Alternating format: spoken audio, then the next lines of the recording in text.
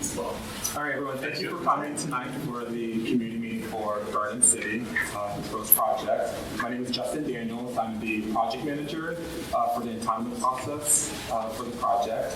Also, we have Chappie Jones here from the council member for the district. Do you want to say anything? Yes, I'd like to just, first of all, thank everybody for coming out and attending this meeting. This is going to be one of many opportunities to offer your input, suggestions, and ideas about this project. We're looking for as much community input as possible. We've already gotten some that I know is already being looked at in terms of being incorporated into the project. So just want to let you know that this is an opportunity to have your voices heard, and there'll be many other opportunities as this project evolves. And so just continue to be engaged, offer your insight and your input, and it's definitely being received. So thank you for coming out.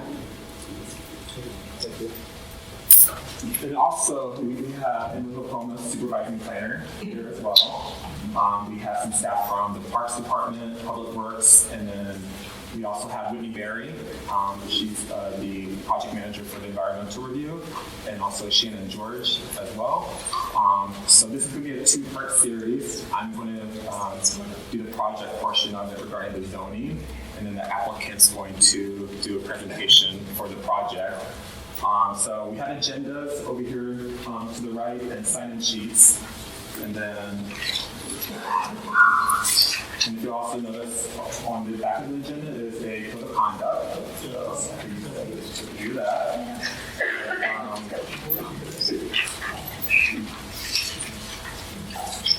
So the applicant for this plan development and rezoning is Prometheus Real Estate Group. Here from Prometheus is Jonathan Stone, and his colleagues John Moss and Todd Sklar. And then here also is Eric Schienhauer, who's the representative and project contact.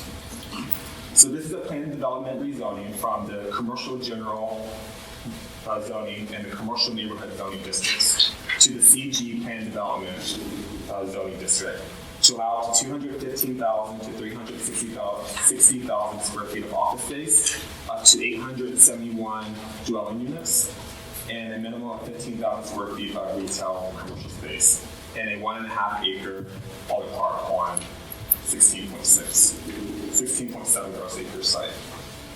So this site is currently in the Stevens Creek Boulevard Urban Village. And what an urban village is there's several throughout the city, and it's a focused growth through the general plan. And so we're looking at these different urban villages to focus housing, focus employment, have mixed use, have smart growth. And as part of the urban village is before, in certain urban villages, before residential can move forward, there would have to be a signature project for the residential to move forward. And in this case, you have to have commercial, you have to have office, and you have to have, in this case, a 1.5 acre park to move forward with the zoning. So they're meeting the minimum number of office space of 215,000 square feet. They're actually providing more than that. They're meeting the 1.5 acre park, and they're meeting the minimum 15,000 square feet of retail as well. So based on the signature project categories, it meets those minimum standards.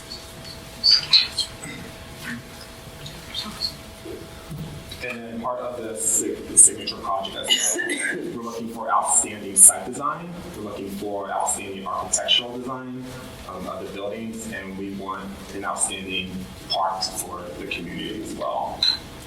So can you speak a little louder? Yes, I'm sorry. Yeah, there's echoing. Somebody could afford to have some mechanical equipment to. Oh yeah, I don't have that. Sorry. So with that being said, I'll turn it over to the applicant, and they can give a presentation of the project. Or Eric? That's me. Yes. Yeah. Good. All right. Well, thank you, Justin. My name is Eric Schienhauer, and I'm a land use consultant that represents the development here on this block. And before I get started, I want to reintroduce all of our development team. First of all, this project is a co-development of both Prometheus, which is an expert in residential development, and Shorenstein office. They're experts in office development. So John Moss is here with Prometheus, and Todd Sklar is with Shorenstein, and Jonathan Stone is with Prometheus. And I wanted to also introduce Kathy Thibodeau, who is helping with the community outreach on the project. So many of you will see her over the coming many months as we do outreach for the project. So I'm going to give a quick overview of the project and then come back to you.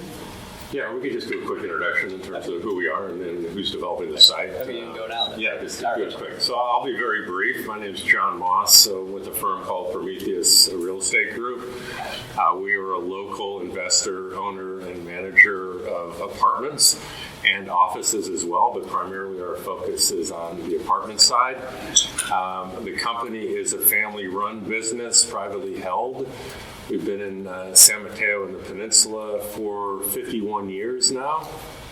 The first property that was developed by the company was on the border of Mountain View and Sunnyvale. It's 246 apartments called Shadowbrook, and the company still owns that property and we still manage it. So the one point I want to make, or one of the few points I want to make, is that we are very focused on long-term ownership of the real estate and management. We manage everything internally. Our focus is here in the Silicon Valley. We probably have around 8,000 apartments that we own and manage, and we're also up in Portland and Seattle, but to a much lesser degree. Locally here, we happen to be just across the street on the project that you see that's under construction that is going to be opening up to the public here in the next few weeks. It's called Cobalt, and it's 222 apartments.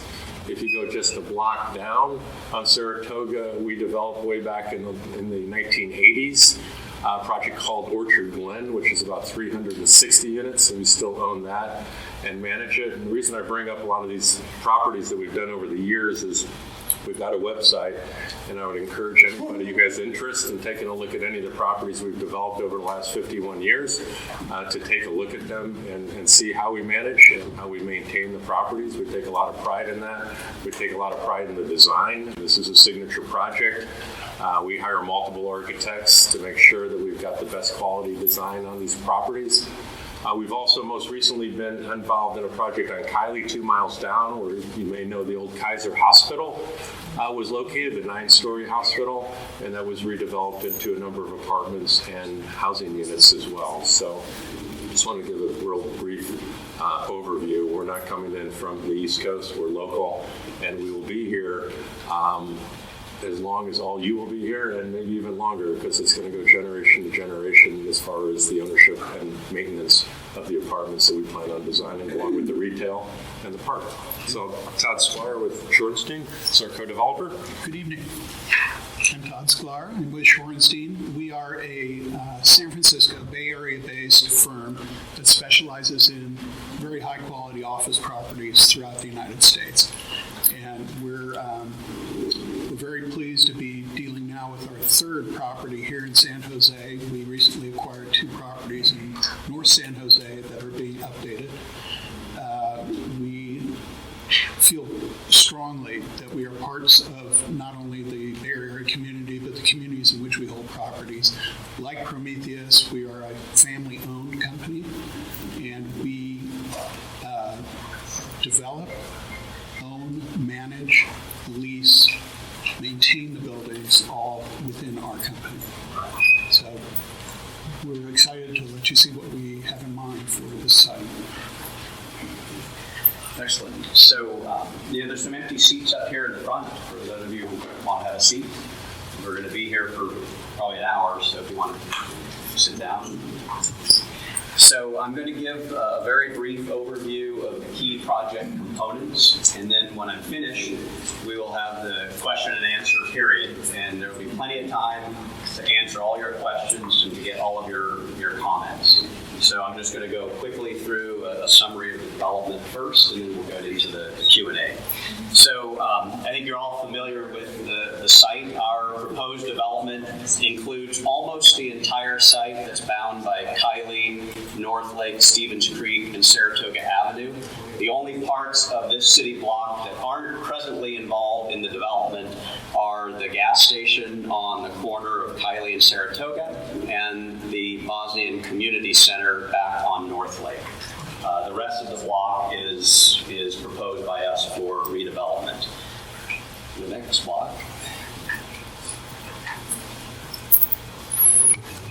Sorry. So this is the site design of the new development, and as Justin mentioned, we are working to achieve what the city calls a signature project. And the primary components of that are significant employment capacity on the site in the form of office or retail or some sort of commercial use. High density housing to achieve the city's housing objectives for the urban village and the city as a whole. Quality public open space, and that's why we have a park and urban plaza within the plan. And the other key component is high quality urban design as well as high quality architecture for the overall development. So those are the general standards we have to try to achieve in designing the project. So we are a mixed-use development, and in terms of the employment components of the plan, we're proposing to put 2 office buildings up at the corner of Stevens Creek and Saratoga Avenue for a combined total of about 355,000 square feet of office. This building here is about 200,000 square feet. This building's about 155,000 square feet. And to clarify, though, the environmental documents and zoning documents may allow up to 400,000 square feet. So we're proposing this, but the approvals will allow for more should there be demand in the market for more office. The parking for the office is located in a 7-story parking structure located here. And that structure has 1,078 parking spots specifically for the office development. The other commercial component of the project is the ground floor retail space underneath the apartments along Saratoga. So this building here, along Saratoga Avenue and wrapping around to the urban plaza here, includes about 14,000 square feet of shop space on the ground floor. And we anticipate that being more neighborhood serving type of retail, probably a number of food service outlets in that area. And one of the primary purposes of that ground floor commercial space is to activate Saratoga Avenue as a place where you would want to go and walk, and also to activate our urban plaza here where people could actually sit outdoors and dine in the plaza park space.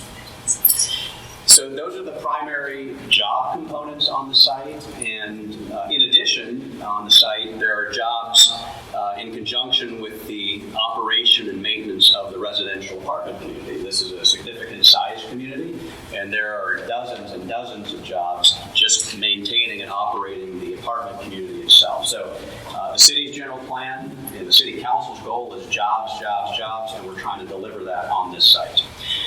The next use on the site is the residential component, and we're proposing 2 buildings that include apartment units in them. So this building here will range from 5 to 7 stories and include 427 apartment units approximately.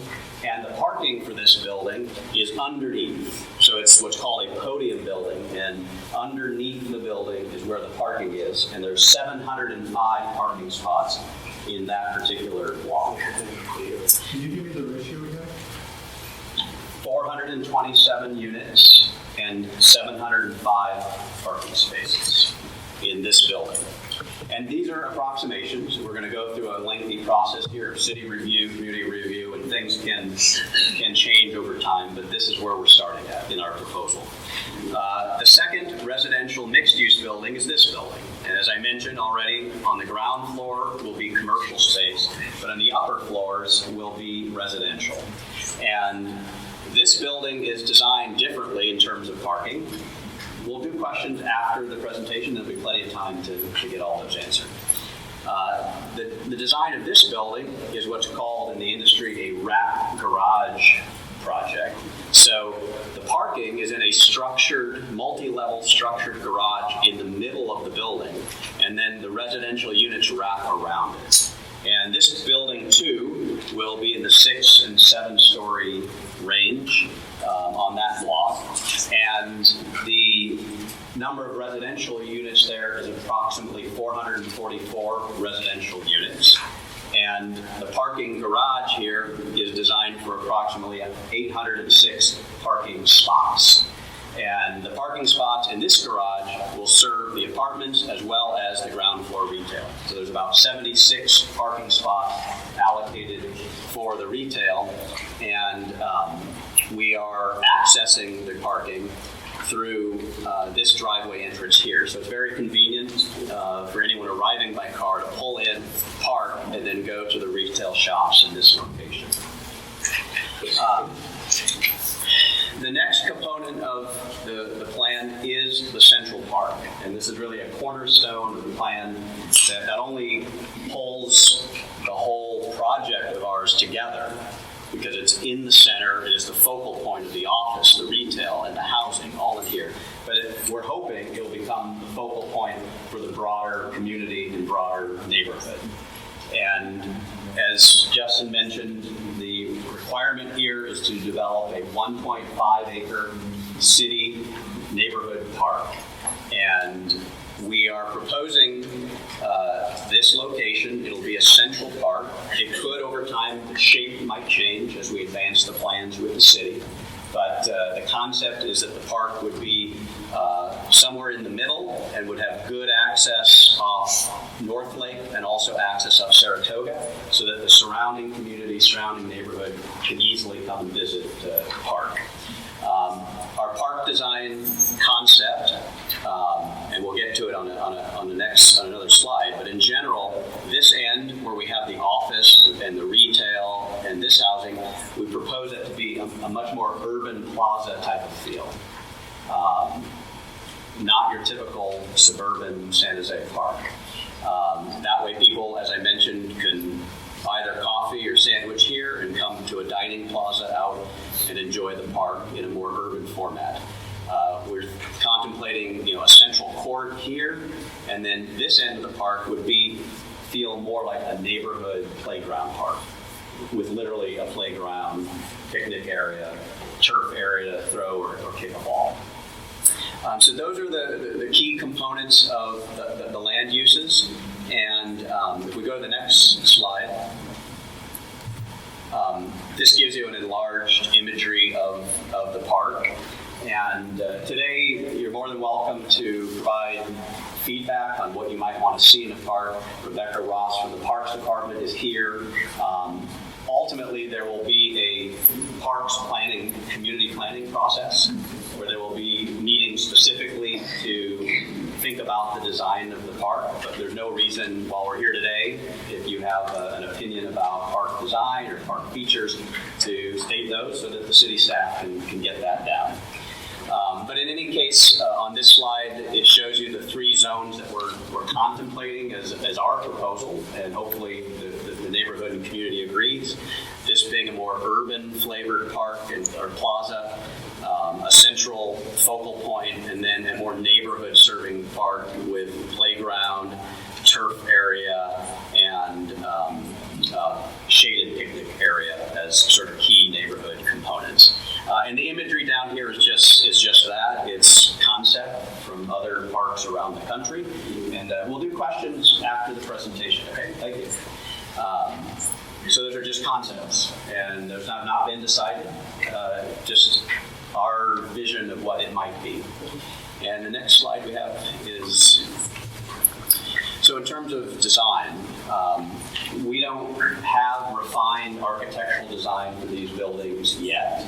However, we wanted to give you a flavor of both the scale as well as the genre of design that we are interested in as the developer who's going to build these things. So on the top level, you can see these are more sort of contemporary architectural styles. That's what we would like to pursue. The scale of these buildings roughly 5 to 7 stories tall here. I think this is very indicative of the scale of our Saratoga Avenue corner, right, with ground floor retail here and up to 5 or 6 stories of residential above. So that's the size of the building and the genre that we're going to pursue in the architecture. On the office side, our office buildings are both proposed to be 5 stories tall, the office space. The office buildings will have a rooftop deck as well as an amenity for the office workers. And the building style there too will be, lack of a better term, contemporary in style. We are assuming that the likely tenants of the office building will be tech-oriented companies. And so we need to build buildings that are attractive to those types of companies. And these are some representative images of somewhat of the scale and somewhat of the design genre that we may be pursuing. And our co-developers have experience creating, all of these images that are on the board. I think that's the last slide that we have, right? That's it. So Yeah. we'll go back to the site plan. The larger one, yeah. And at this point, are we ready to do Q&A? We'll do a Q&A. So please raise your hand. We don't talk over each other or anything. So get your hand up. So I don't live in the real near vicinity, but it seems to me this park is kind of set up. It's sort of set up like a private park for the use of people that are either living in the new apartment buildings or in the office space. So to me, because this development is kind of taking away from the neighborhood, the rest of the neighborhood basically is losing something by having all the extra cars and stuff. It seems to me, to be fair, the park really should be more accessible, to the area around it. It shouldn't be, in the middle of this thing. It should be off in a corner so that the community can access it. Just to be fair, if you're gonna have a park for the community, it should be for the entire community in this area. Okay, we got that. So Justin wrote that down. I'll note down. And just a quick reply to that. First of all, the park is going to be a city-owned neighborhood park, so it is a clearly public space, and it will have public street frontage, and we will include design elements that make it very clear that this is a civic space, this is a public space. But as I mentioned, the details of park design will come through a later public process as we move forward. I believe you. Yeah, I got here just a few minutes late. Now, you said, how many, quick question and then my question. How many apartments are proposed? 871. Okay, with that said, 871, potentially that could be an additional 1,600 vehicles. Now, we live, I'm walking distance from here, and the quagmire of traffic in the morning and in the evening is crazy, and this is just going to make it a quagmire.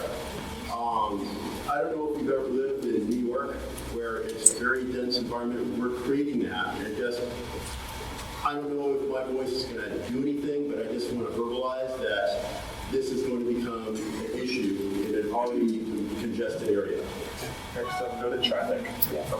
And I assume we'll hear a lot of comments about traffic. And Karen Mack with the city's Department of Public Works is here. I see her diligently taking notes because the city's process, which you'll learn more in the DIR discussion, is to have an independent third party conduct a traffic analysis and try to determine what the impact of our project will be and how traffic will be mitigated. So that's a city administered process that is just, nothing's happened yet. I mean, Just the on-ramps to the freeway are only so big, and you're adding in just a quantum amount of more vehicles. So let's just go back to the bigger slide for a second. I guess we don't have it broad enough, but I know you're referring to the Saratoga on-ramp here. Now, one plan that the city and the BTA have, okay, and Karen could kick me if I'm not supposed to be talking about this, but there is a long-term plan to add a northbound off-ramp off 280 to Winchester. Okay. One of the challenges in this area of town is that there is no way to get off 280 at Winchester going northbound. So people drive up to Saratoga, literally, get off at Saratoga, and then head back towards Valley Fair and Santana Road.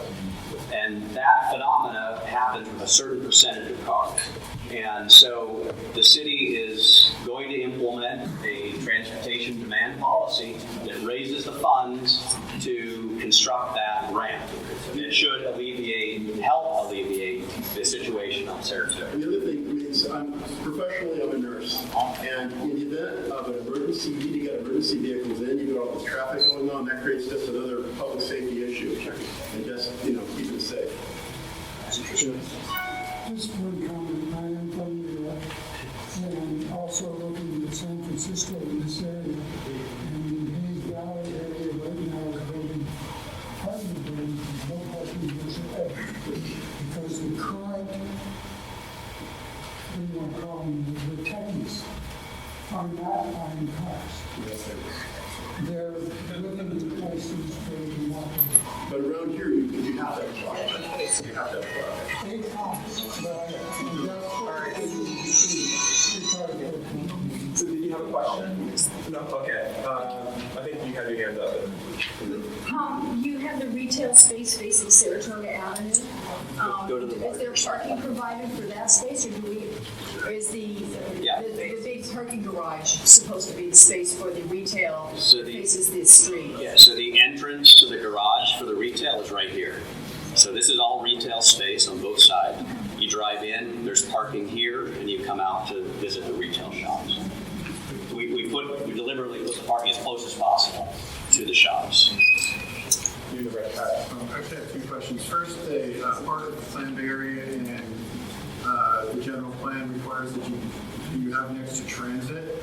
Are you talking about the existing transit that goes up and down? Is that part of the transit that's required for an urban village? You can write it down and check it later. Yeah, definitely. And my second question is that market rate, what's the ratio between market rate units and affordable housing units that are being built here? This is a proposed market rate development. So there are no affordable units? That's correct. And the project, by city policy, will be paying an affordable housing impact fee. But no affordable units will be built? That's correct. So all the living units are going to be rentals, they're not going to be anything owner-occupied? This is proposed as a rental development. Yes. You right there. Yeah. I just add something to the traffic. Think beside this 1,600 for the residential parking space car, they have the office of the 1,010. So plus together have almost 3,000 cars every morning either coming and out from this small area. So the traffic north lake, this road also can handle this traffic. This one added another coming out first. Second, I have the suggestion about the height. This building is here around the North Lake and carries this only 2 stories. This house building. You is suddenly here is the 6-7 storage high this building here. Is the fixed this area coding or not? Besides this, you say the 7 story. Before I see the map, they say that above the 7 story, they have the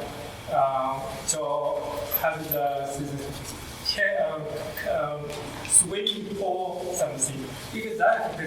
And down first floor is parking, one building.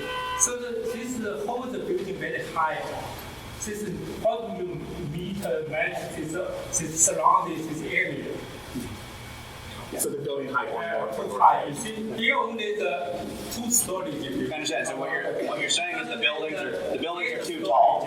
The buildings are too tall. 4 times. I understand. Surroundings is building. We got it. The buildings are too tall.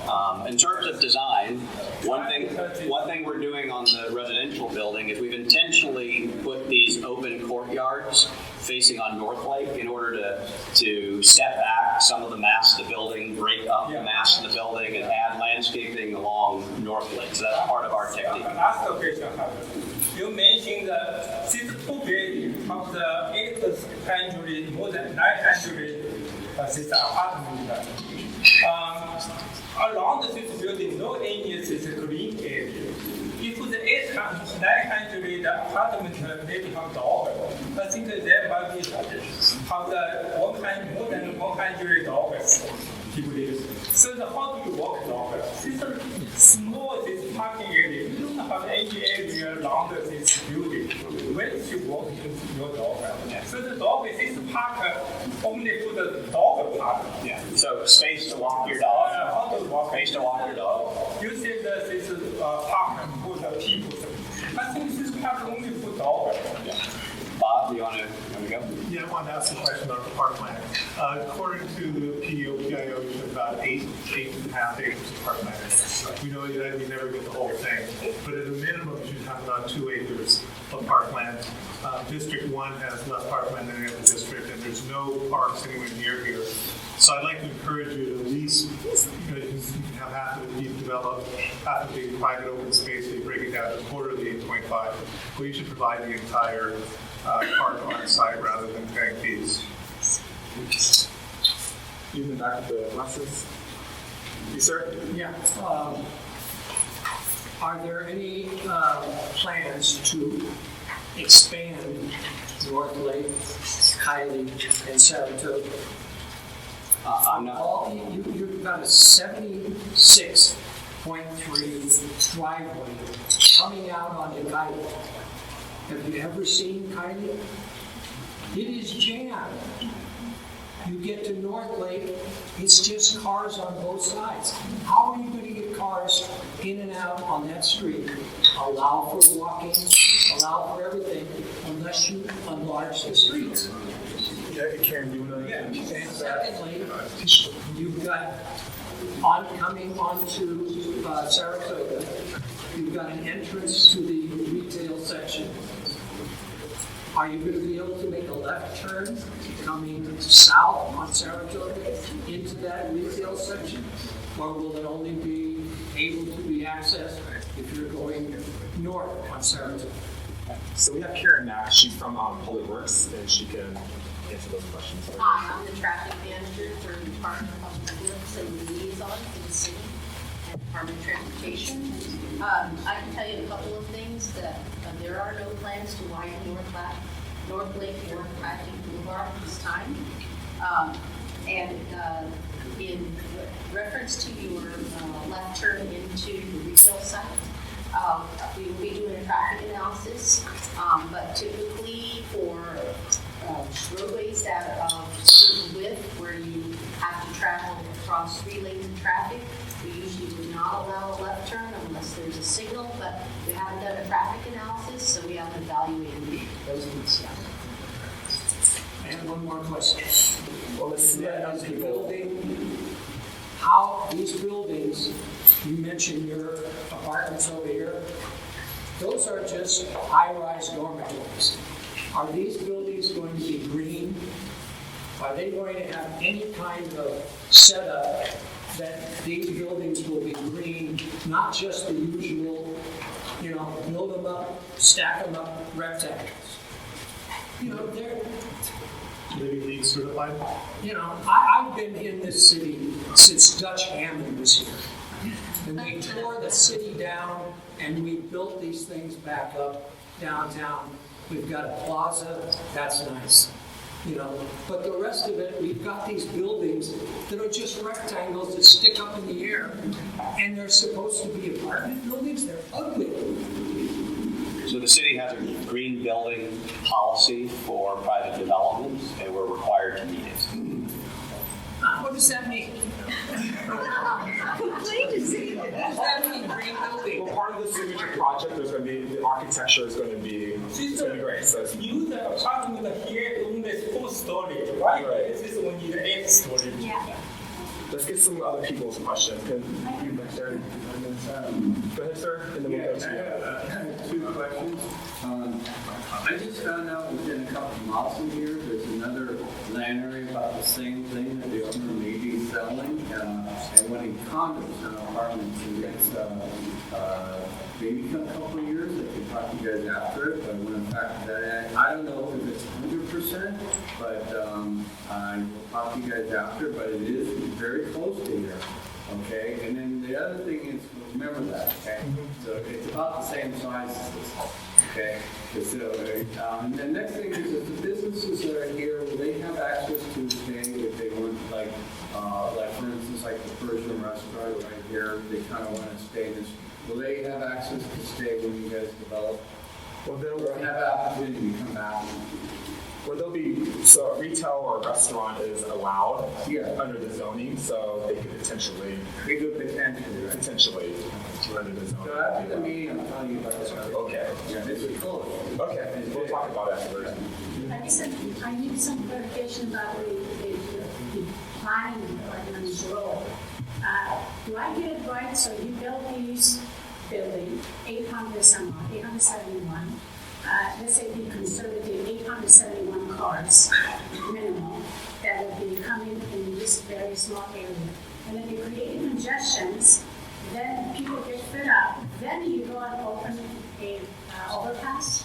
Is that what you're doing? So you're creating the unbearable conditions for the residents, then you decide to use that as a reason to go and spend some money for widening the streets. Is that the plan? So planning doesn't build buildings, we just take Which the one project. comes first? We take the project through the entitlement process, but planning doesn't, the city doesn't build buildings.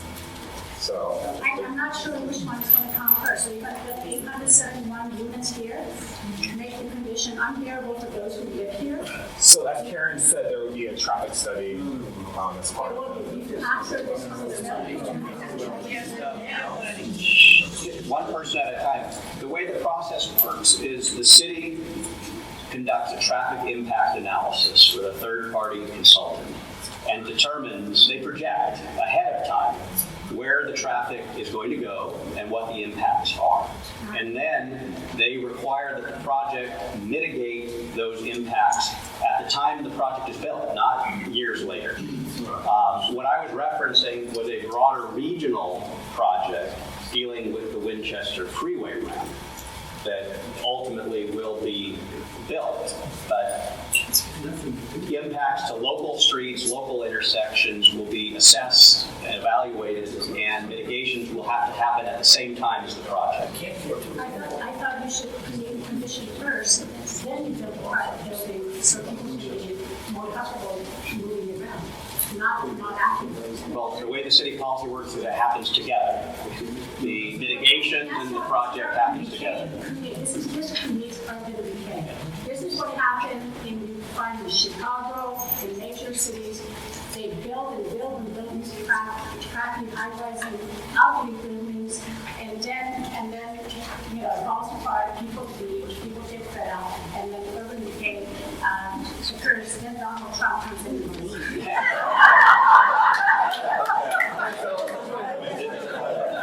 So we definitely have traffic notice.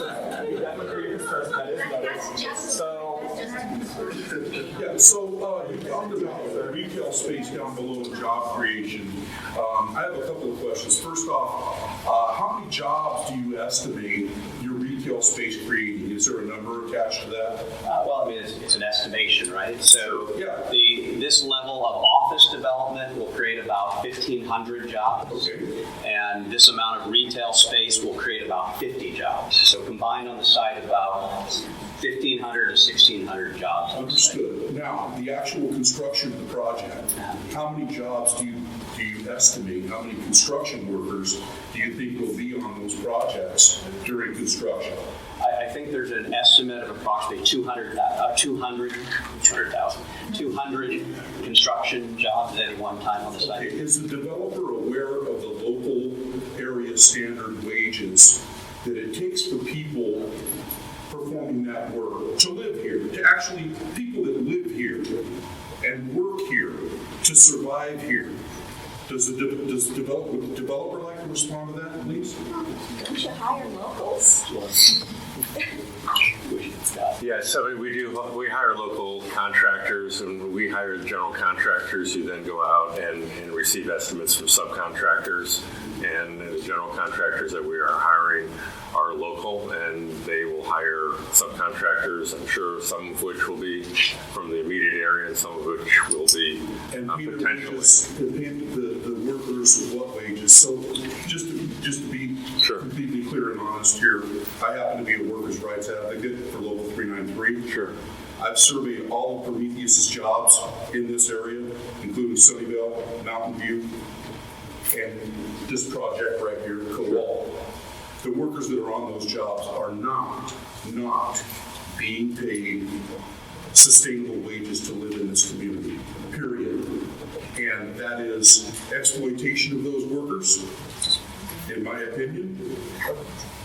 And I would like to know if you plan on paying area-sustaining wages to the workers, not necessarily local contractors, but a wage that's going to allow those people to live in what they build. Sure. That's a good question. I mean, we're hiring general contractors. We don't establish the wage rates on the projects as far as what individual subcontracting firms are getting in the way of payment from their employers, to be quite honest with you. So we do not control that. Isn't that kind of schlepping the responsibility on somebody else? I think most businesses consult and hire contractors and consultants, and I don't think that the majority of those companies. So you don't consider the workers? I'm not saying we don't consider the workers. Of course you do. Well, I think he's aware of We're aware of it. Definitely. Yeah, So absolutely. let's just move on to the project specific design of the. Those workers that I've spoken to on those jobs are making starvation wages almost.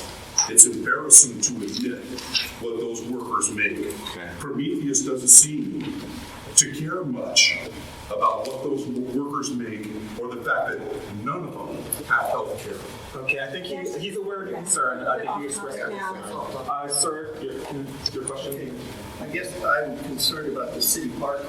The city park.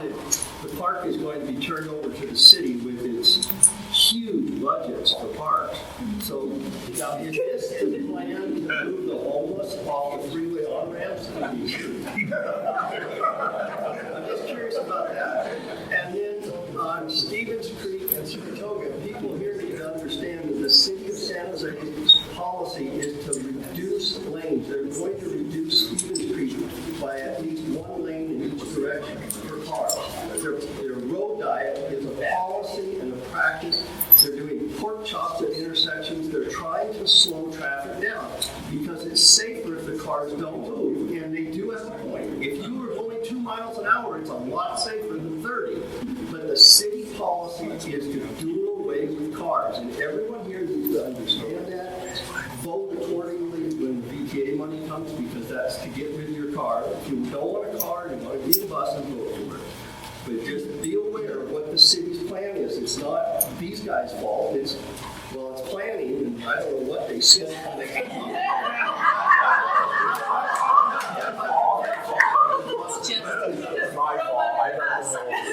So I think we're well aware of the traffic concerns. But the people here are not. It's we've had other people.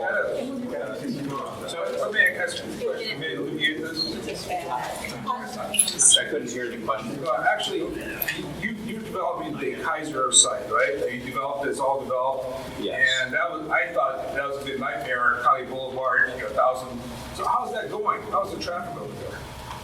I can't personally speak to that. Well, what about Prometheus might be Sure, yeah. So over at Kylie, we have. That reassures some people that you guys have done something over there, or it's not as bad as people thought it was going to be. Well, not fully occupied. Yeah, so let me just clarify. So yeah, we are not fully occupied. We have 548 apartments over there. We've completed a little over half of those, and those are all occupied. So a little bit more than half are occupied at this time. And then D.R. Horton was actually the builder that did the single-family detached homes, and there's about 200 of those. and the majority of those are occupied at this time. So we're not complete, so the jury, technically is still out. To date, I can tell you that no, we have not experienced problems as far as the traffic is concerned. You can still go visit your site at 8 o'clock in the morning. Right, there have not been significant issues in terms of traffic as a result of what we're doing. Right? Yeah, I encourage everybody to go to any and all of our projects. In the morning, go in the evening, and see what it's like. And we've done developments that are analogous to that in several parts of the Silicon You haven't Valley. done anything to Kylie, as far as I can tell. No. Well, we improved Kylie as far as the road and sidewalks, but no, we haven't widened it or narrowed it. Signals or any of that stuff right now. So if you ask the question, so go ahead. Clean and the rats be eliminated from the cobble street right around North Lake? There's a rat colony. Rattling everything. And what phases, what buildings are going to be built first? And on the construction side, where are the workers going to park while it's being built? Right. So our current concept would be to, for the office building, to start with this building on the office project and a portion of the garage back here. And then on the residential, I believe would be starting in the front here. And primarily because we want to get the core features of the new neighborhood in up front, which means, get the retail build, get the park build, get the office. We want to get this design in place. So that would be the early phase. So how many phases are there going to be? Well, I wouldn't even say that there's phases, there's just sequencing of construction. So we would start residential here and work back, and we'd start office here and work this way.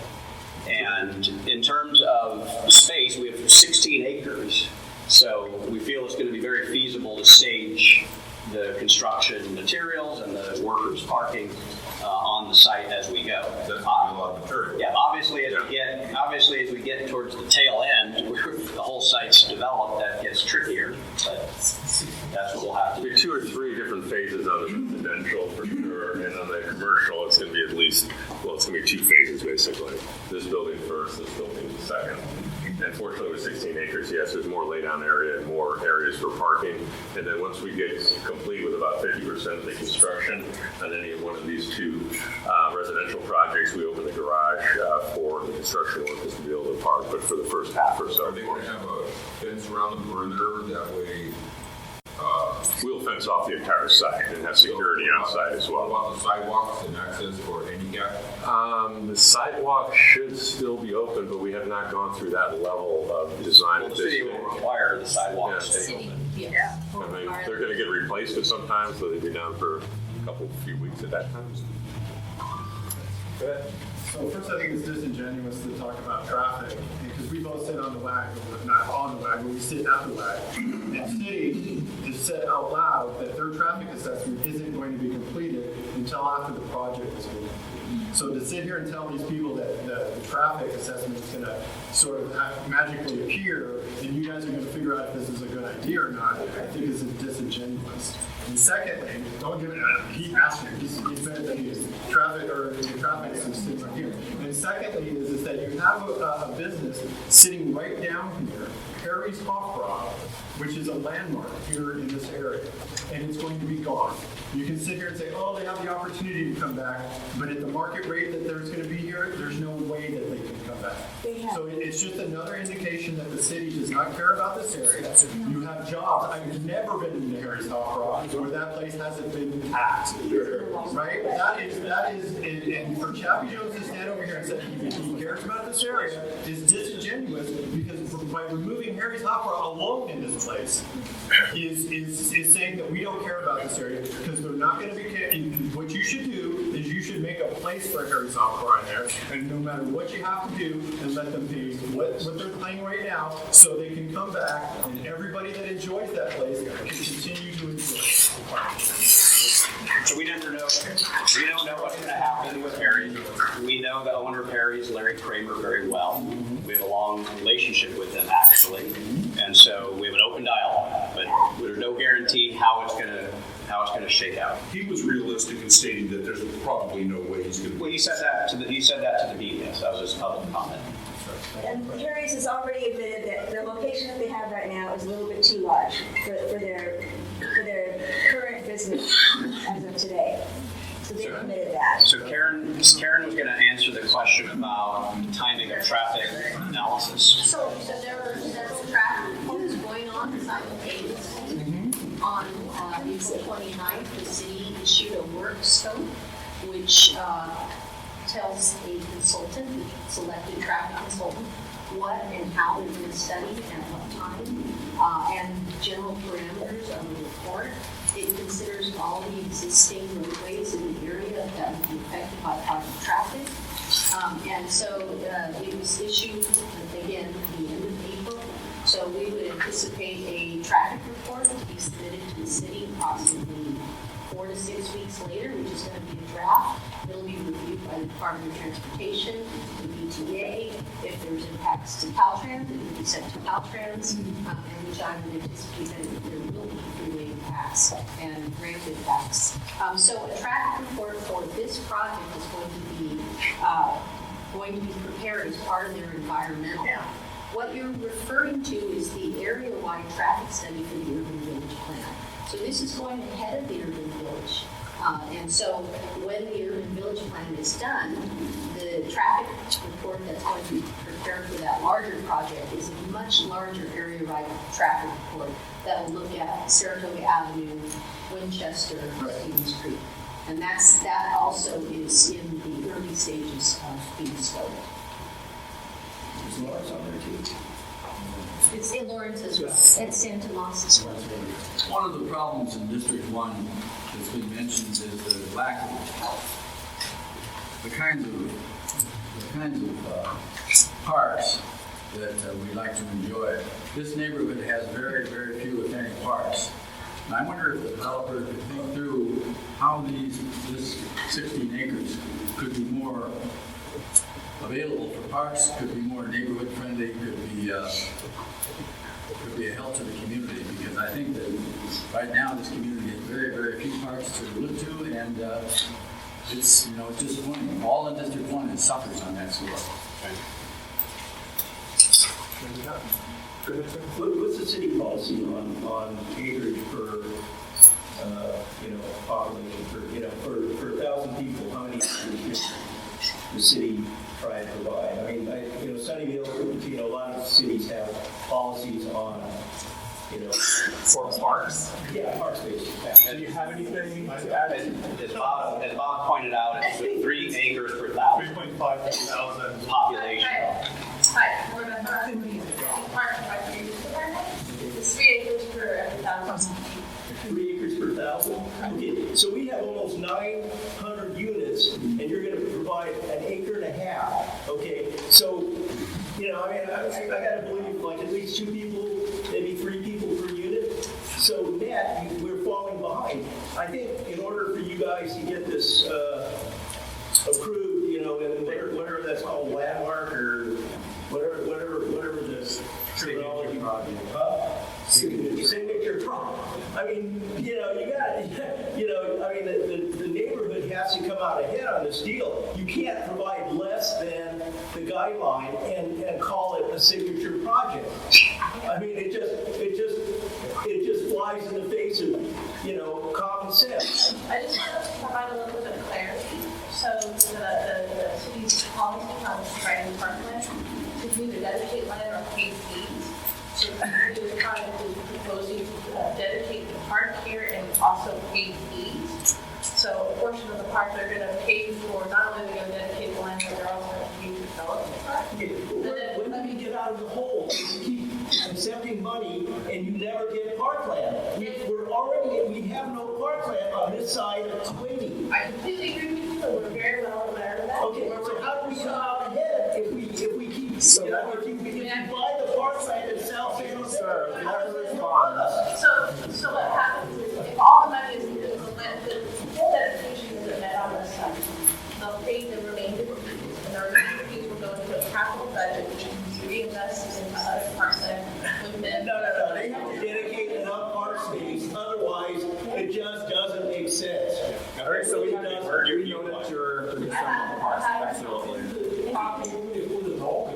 the next? So we have 5 more minutes of Q&A for the. Pardon? Dennis? Yes, thanks. Thanks for the opportunity to comment. I've got a short comment and then a question. Okay.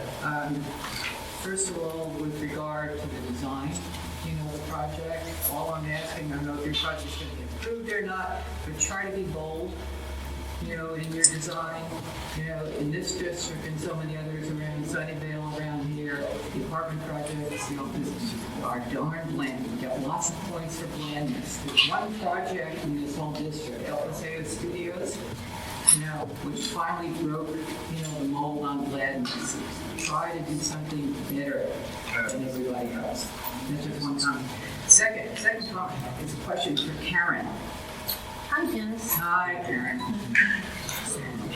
With regard to Saratoga Energy, maybe my information is really out of date. I remember some studies that the city did some years ago looking at what could be done to make a change and to see if it could be beyond level F, which was level service right here. That study concluded there was nothing that could be done to improve that energy in terms of increasing traffic. Has anything changed? Well, so since then, right now the ETA is embarking on a freeway corridor study.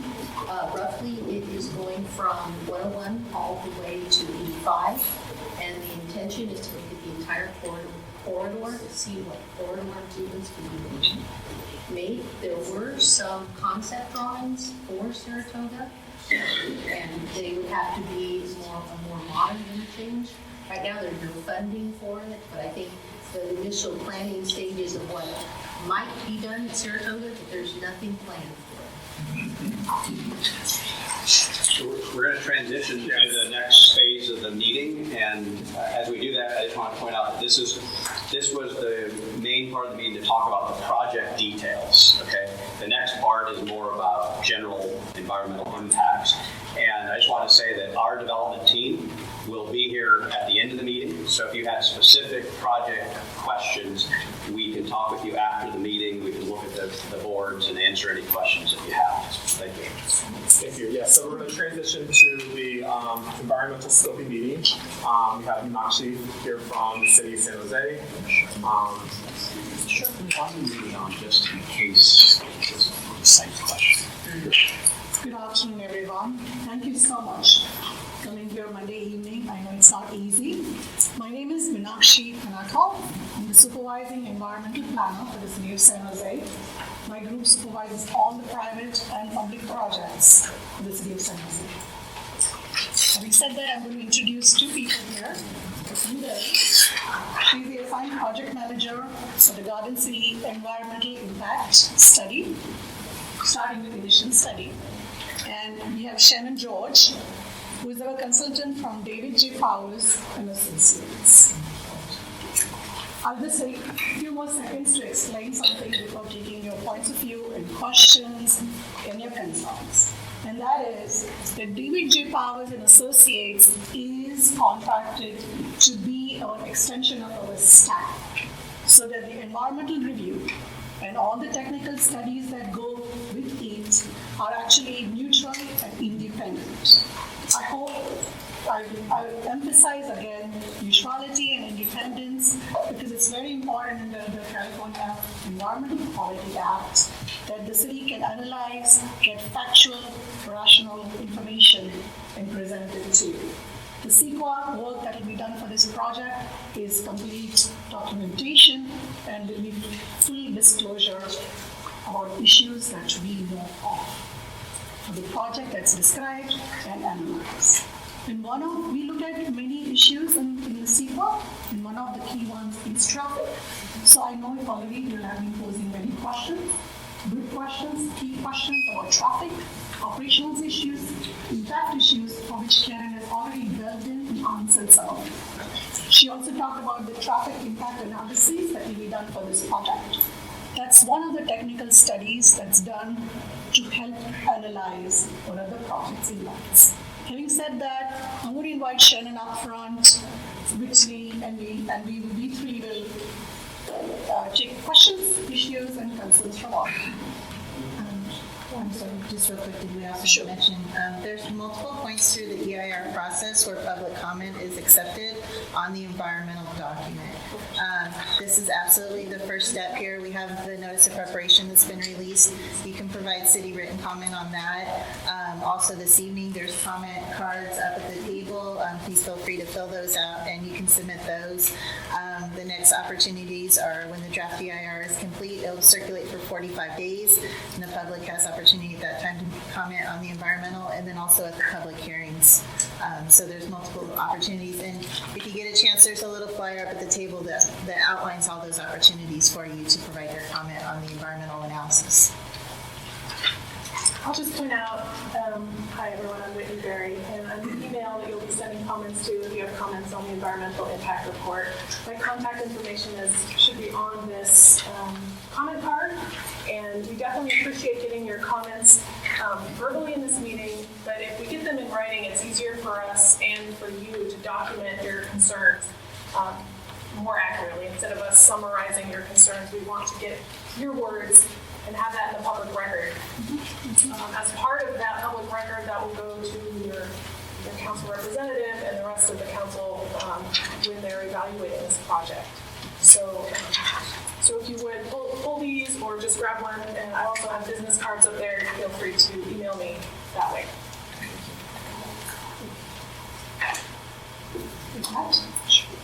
Does the consulting company that does the EIR, is that an independent company, or does the developer pick them, or does the city pick them?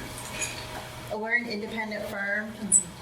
We work for the city, and we are responsible to them because ultimately, legally, the city is responsible for all the information that's provided in the environmental document. So the city chooses who does the consulting? So it is city's document. No, I'm asking who picks the consulting company? I mean, because there are many companies that do EIRs, That's correct. Who picks the company that does it? Is it who gets to choose who does it? Is it the city that chooses? I know who you work for, who you're accounting to, but I'm asking you, why did this, not why did the city pick you, but who chooses you? Does the city choose you, or does the developer choose you? The city chooses. Any other questions?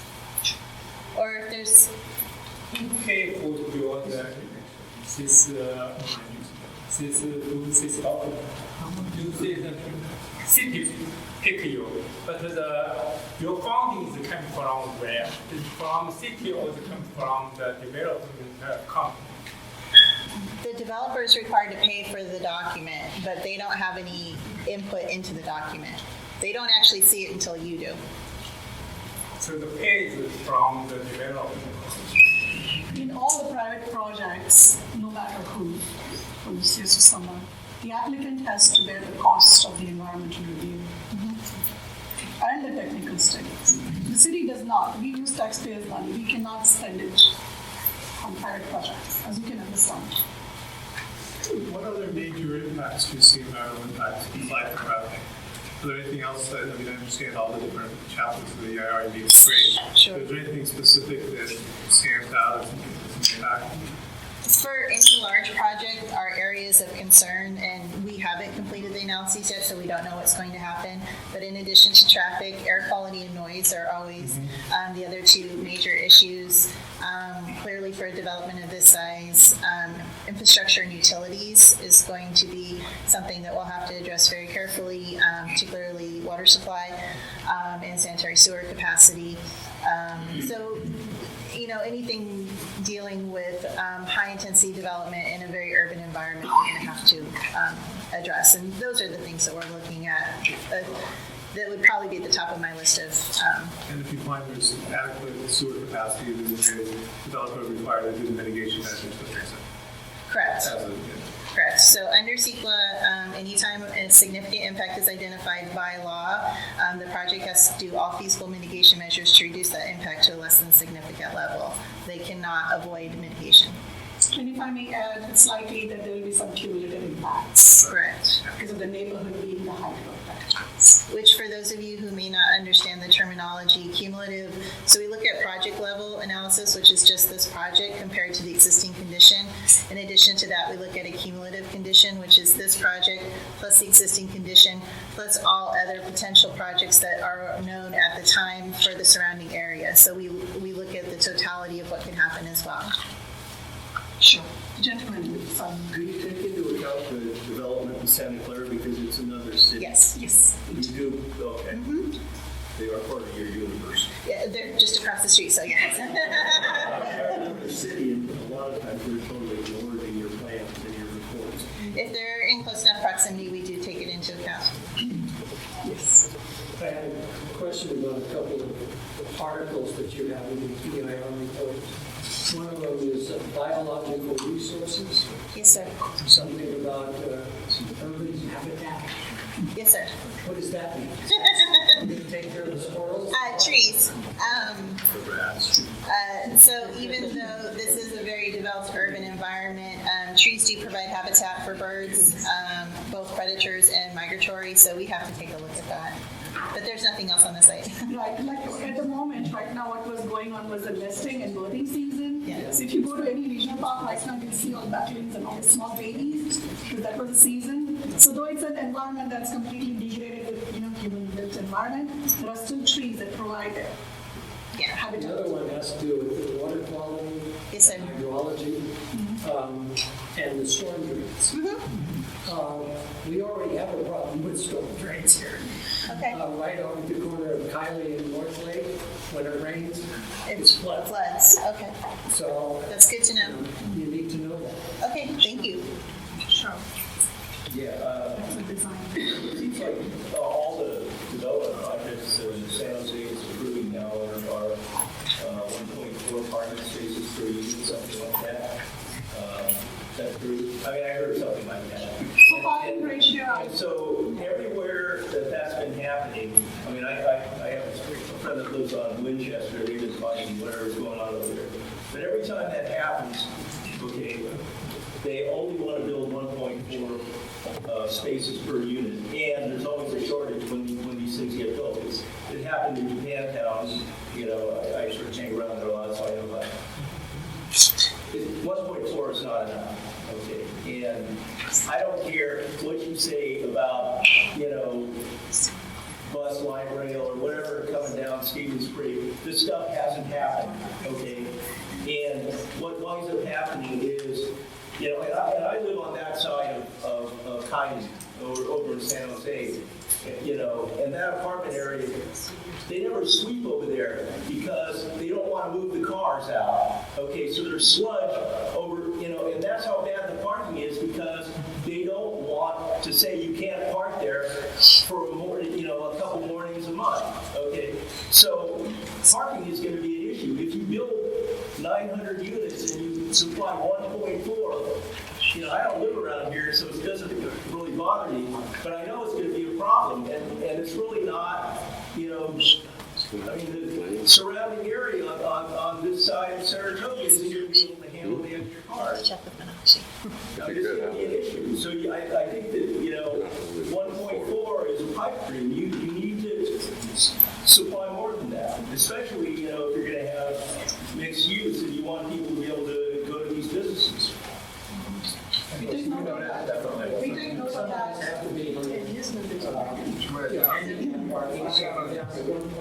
Excuse me. We've taken note of that comment both from planning, and policy perspective, as well as CEQA analysis perspective. We've taken note of that comment.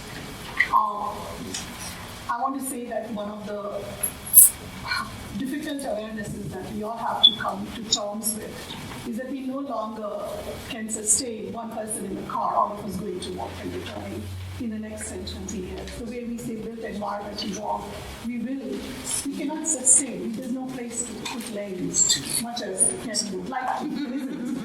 So we all have difficult choices as of us. Some of them are solutions will be give and take.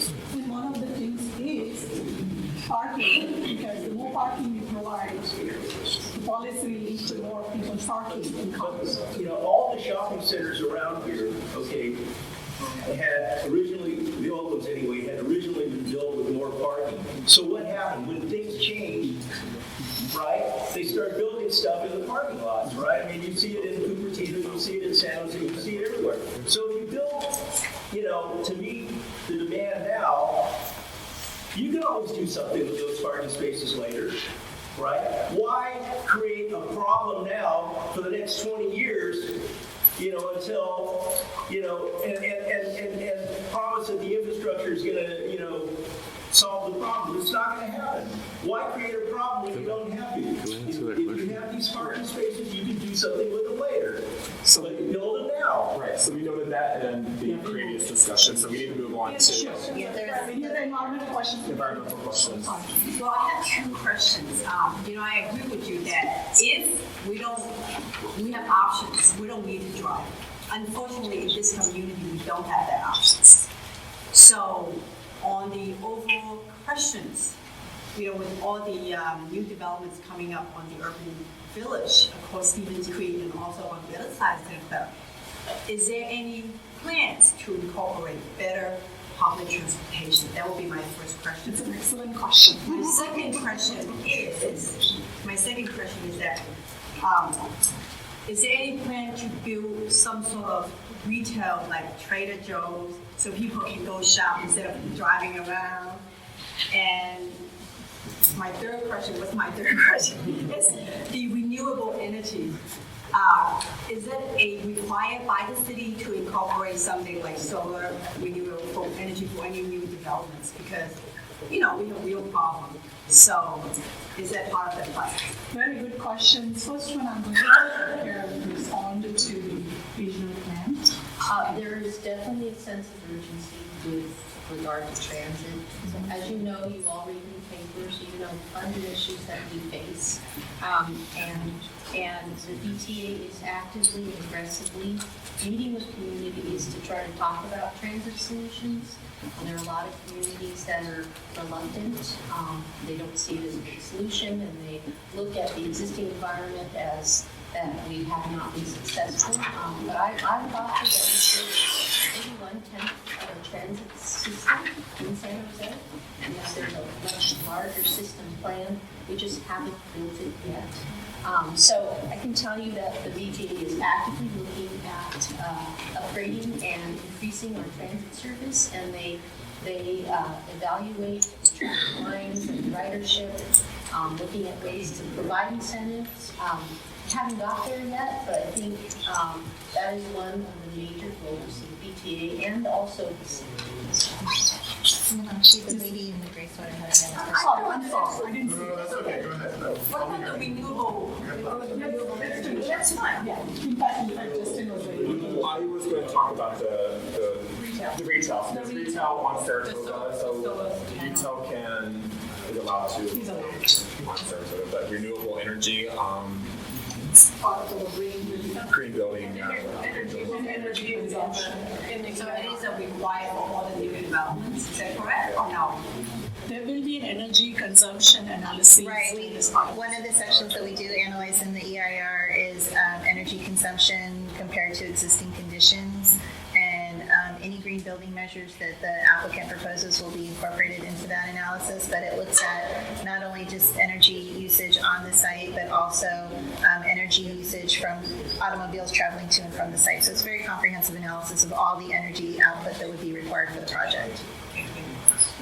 Are there any requirements or provisions for all the electric cars that people are starting to drive? And when you live in an apartment complex, you have no place to plug them in. That is certainly what is the answer to that kind of thing? That's actually a very easy answer to require certain amount of charging stations. Depends on the policy and what would be the ratio, of parking spaces allotted to electric cars? Yeah, so on all of our new developments, we're going ahead and putting in electric vehicle charging stations in, and we'll put a handful handful of them in order to make sure that we have some in there day one. But whoever has a need for a charging station, we will provide it. So we're going ahead and making sure that we've got enough electricity in here as far as the transformer loads are concerned to be able to plan for future electric car charging stations as folks need them. So what we're not doing is building 100 of them right off the bat and then find out that we've got 10 cars that are needed. And so we build them as needed, or supply them, I should say, as needed. So there's provisions to add to it when necessary. Yes. Yes. Is there any federal grant money going towards this project? And if so, is there any benchmarks on the ERI that need to be met? Federal grant money I don't believe there's federal money. If there is, believe or you don't know? as far as I know, there is none because there's a whole other process required under the federal level to acquire federal funding, and that's NEPA, the National Environmental Policy Act. And currently we are not. Apparently, or there isn't? There's no federal money that's going to be utilized for the project at all as far as the investment is concerned. And I don't know if I can respond to the one question about the parking. We're not at 1.4. We're going to be at around 1.6, 1.65 as far as the ratios for the residential. And in terms of that demand load, Is that dedicated or is that with some? That's dedicated. That's entirely dedicated without taking into consideration the retail and of course the office as well.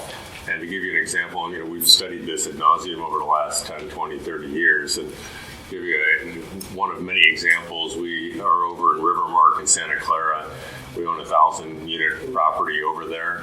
And if you're not parking on our property, you've got to drive quarter mile, half mile down the road to park. We've owned the property since the late 1980s. And at one point, we're parking that at 1.65, and we have not had parking issues over there at all. So in terms of how that ratio has worked, at least for us, in a similar location where you can't park anywhere else, that has worked for us. And we find if we don't provide enough parking for our residents and they have to go down the street, we lose our renters to a competitor. So we do have a vested interest to go ahead and make sure we're providing enough parking. We'd rather provide more parking and keep our residents and not have the turnover than to go ahead and shortcut the parking. So in regards to the federal money, is that the entire project or just your portion? Well, that's our entire portion of the residential. I can let Shorenstein will build the office entirely with private funds. No federal money? No. No grants? No. And sir, if there are any federal grants, the NEPA will be in housing, so you'll be conscious and aware of it completely. The question, we have two developers there, one doing the commercial, which I really look forward to, getting jobs in this area. Is there going to be a teamwork between you two guys to give people who go to work there an incentive to move into the apartments here? Are you going to have any sort of the office building? We certainly hope so. We can't twist anybody's arm and make them sign a lease in one project or the other. But our experience with this type of tech tenant and the demographic of their employees is that they do like to live very close to work, and they do own fewer cars than the population. Yeah, I think we're setting the property up and the development up in the best possible way to encourage folks to live there and work there. We do think a number of folks that will live in the apartments will also go down to the new offices being built by federal, and they'll do that without getting in their car. And the hope and expectation is over the Apple campus as well, only 2 miles away. The expectation will be that hopefully the number of cars driving there is minimal, and folks will take either the bus or public transit or ride their bike. Do we propose the amount for the average rent that those are going to go for? No, we don't. Not at this stage. It'll be comparable to what's across the street. So John, why don't we stick to the environmental topic? It's fine by me. Let the environmental staff. Sure. But you still raise very good points. I really like the idea of having an employer and jobs. That would be ideal. So once again, I want to revisit the traffic situation. And if the project's going to start prior and the traffic report's not going to be produced until after the project's already started.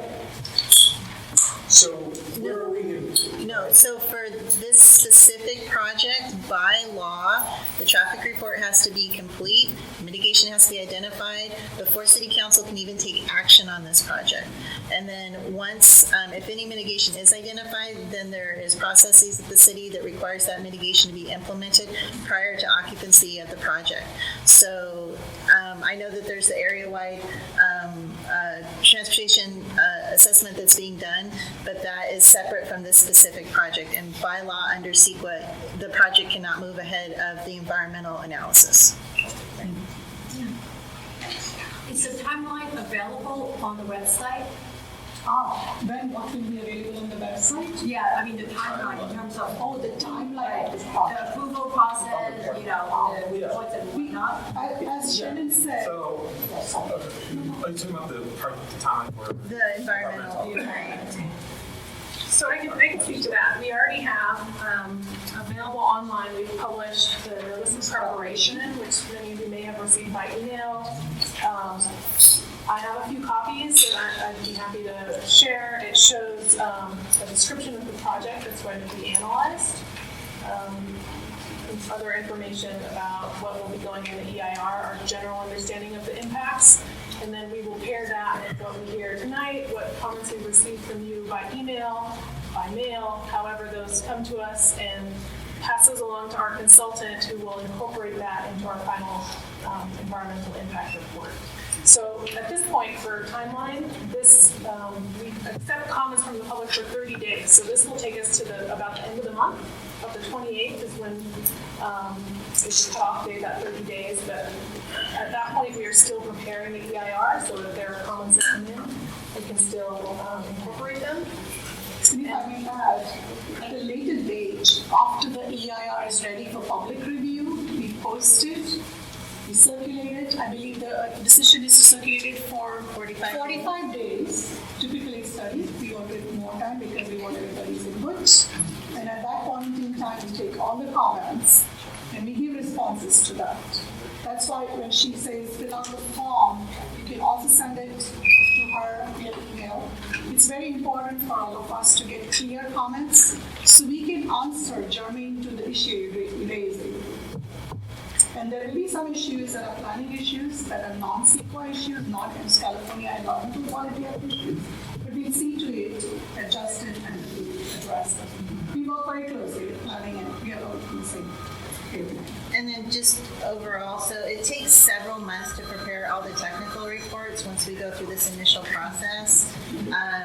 So we don't know the exact timing of when the EIR will be published at this point, but we are, after this process, we are diligently working on it. So it really just depends on the timing of the technical documents. But anybody who makes comment or anybody who's on the sign-up sheet or anybody who already received a notice for this meeting will be notified when that document is available, and all future documents and hearings on the project as well.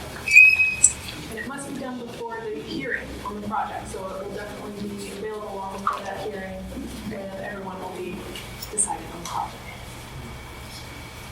Whitney, is that document available online? It is available online. If you go to our City of San Jose Planning Department website, there is an environmental planning section. And if you go navigate through there, we have an active EIR page. So you have to do a little bit of navigating. You can feel free to email me and I can pass you along to where you can find that. But these are available up on that active EIR web page. And that will be the same page that we'll post the draft EIR once that's available. Once we have the traffic report available, all of those documents will be available through that website. Something else? Any other questions? No other environmental questions or anything? This is a small area, 16-acre area. They have the 3,000 people living and working here. Do environmental analysis, another how many 1 acre area in San Jose, how many people can living and working on this area? Because this will impact on the environmental situation. Because this small area, very high density of the 3,000 people. working and living this 16 acres area. So do you know this environmental analysis 1 acre area in San Jose County can live in and work? Is your question about the land density? The question is about the density. I think he's wanting to know if there's a limit to the number of people that can occupy an area. Oh. If your question is about, is there a limit to how many people can be? All the situation on the San Jose area, right now, how high density 1 acre can live in and work in this 1 acre. Right now, the 16 acres have 3,000 people living and working at the 16 acres this area. So under the State Environmental Quality Act, we look at the project's impact on the environment, like air quality, biology, traffic, noise, air quality, no, I said air quality. But we do not look at people if they're working and walking here.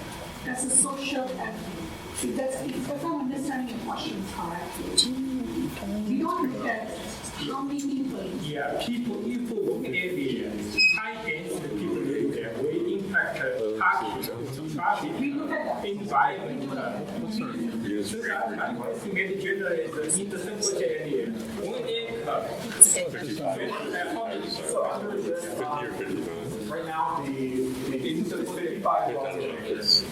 55 years. So that here, 3,060 years.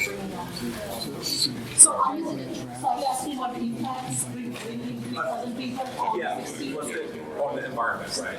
On the environment? So yes, so we do look at indirectly water usage, energy usage, parking, sewer, so traffic. It is addressed in that. What is the impact of so many people on one individual area? Water, energy, air quality, parking. So you mentioned that they have the 65 people per acre in 55 for the project. 55 per acre, 55% 1 acre, 55 dwellings in acre. Residential units. 55 apartments or units, 40. That's the average. The building goes to. So the residential code 6, possibly 7 stories for the residential units. 65 is units.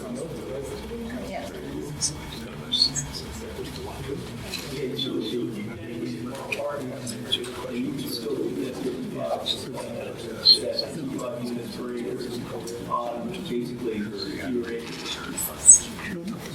see what I'm saying? Right now, you're 55 times 16 is right. It's right around 800. So and you're already taking out an acre and a half of parkland. So we'll discuss this offline. So you could dedicate more parkland and go up higher, right? And the rest of it and still get your 55 acres, right? Please feel free to write your detailed comments. Looks like it's coming along pretty good. All right, so thank you all. We started in July. Oh, really? First phase. Yeah.